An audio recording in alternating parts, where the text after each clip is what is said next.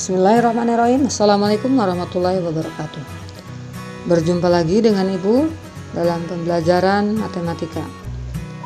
Materi kali ini tentang koordinat kartesius. Pengertian koordinat kartesius. Pada tahun 1637, seorang matematikawan berkebangsaan Prancis yaitu René Descartes memperkenalkan ide baru untuk menggambar posisi titik atau objek secara tepat pada permukaan bidang datar dengan menggunakan dua buah sumbu yang disebut koordinat kartesius. Hasil temuan Descartes tersebut kemudian disempurnakan oleh Pierre de Fermat tahun 1601 sampai 1665, di mana sumbu-sumbu tersebut dibuat menjadi saling tegak lurus. Istilah kartesius diambil dari nama Latin untuk René Descartes, yaitu Renatus Cartesius. Bisa kalian lihat di gambar ya. Sistem koordinat kartesius seperti yang ditunjukkan pada gambar di atas merupakan cara yang digunakan untuk menentukan letak suatu titik dengan menggunakan dua buah sumbu, yaitu sumbu mendatar yang disebut sumbu X dan sumbu tegak yang disebut sumbu Y. Kedua sumbu tersebut berpotongan di titik 0 yang disebut dengan titik pangkal atau origin atau titik pusat bidang koordinat. Ya, perhatikan gambar di samping. Letak titik A ditentukan oleh jarak mulai dari titik 0, yaitu 5 satuan ke kanan, dilanjutkan dengan 4 satuan ke atas. Maka koordinat titik A adalah 5,4. 5 itu disebut koordinat X atau absis. 4 disebut koordinat Y atau ordinat. Letak titik B ditentukan oleh jarak mulai dari titik pusat 0, yaitu 6 satuan ke kiri dilanjutkan dengan 5 satuan ke bawah. Maka koordinat titik B adalah negatif 6, negatif 5. Koordinat X atau absis bertanda positif jika jaraknya dihitung mendatar. Mendatar itu horizontal ya, ke kanan dari titik O, dan bertanda negatif jika jaraknya dihitung mendatar ke kiri. Koordinat Y atau ordinat bertanda positif jika jaraknya dihitung tegak atau vertikal ke atas dari titik 0, dan bertanda negatif jika jaraknya dihitung tegak ke bawah. Sekarang tentang kuadran. Di sini kedua sumbu pada koordinat kartesius membagi bidang koordinat menjadi 4 bagian yang masing-masing disebut kuadran, yaitu kuadran 1, bisa dilihat di gambar ya, kuadran 2, kuadran 3, dan kuadran 4. Perhatikan gambar ya. Titik A yaitu koordinatnya 6,4,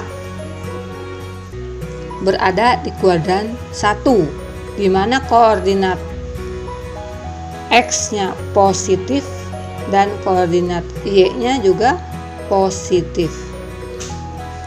Titik B negatif 5,3, berada di kuadran 2, di mana koordinat X-nya negatif, yaitu negatif 5 ya, dan koordinat Y-nya positif, yaitu 3.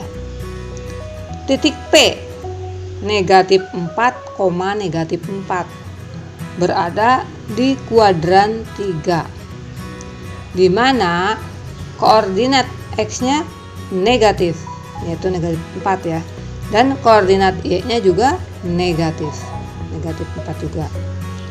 Yang terakhir titik Q 5, negatif 3, berada di mana? Ya, di kuadran 4, di mana koordinat X-nya positif yaitu 5 ya, dan koordinat Y-nya negatif yaitu negatif 3.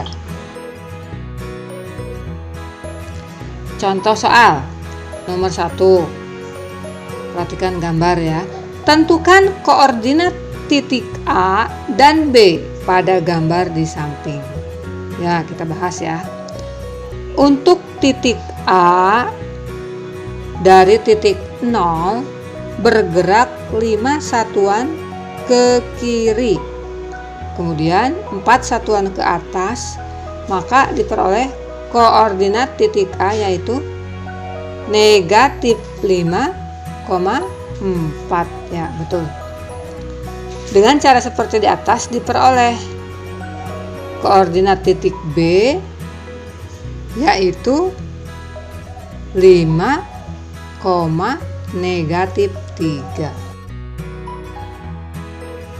Nomor 2. Yang A. Gambarlah bangun PQRS dengan titik P negatif 2,1, Q 0, negatif 3, R 4, negatif 1, dan S 2,3. Yang B berbentuk apakah bangun PQRS? Ya, kita selesaikan ya. Ya, ini untuk yang A, gambarnya seperti itu. Ada titik P, kemudian titik Q, titik R, titik S, dan dihubungkan terlihat membentuk bangun persegi datar ya. Berbentuk apakah itu? Ya, kita bahas yang B-nya ya. Dengan menggunakan penggaris, kita periksa dengan cara mengukur panjang PQ sama dengan panjang QR, kemudian sama dengan panjang R ke S, juga panjang PS, sama ya. Otomatis di situ sudut P, sudut Q, sudut R, dan sudut S merupakan sudut siku-siku. Karena sisi-sisinya sama panjang dan sudut-sudutnya siku-siku, maka bangun PQRS berbentuk persegi. Ya, itu saja yang dapat Ibu sampaikan. Kurang lebihnya Ibu mohon maaf.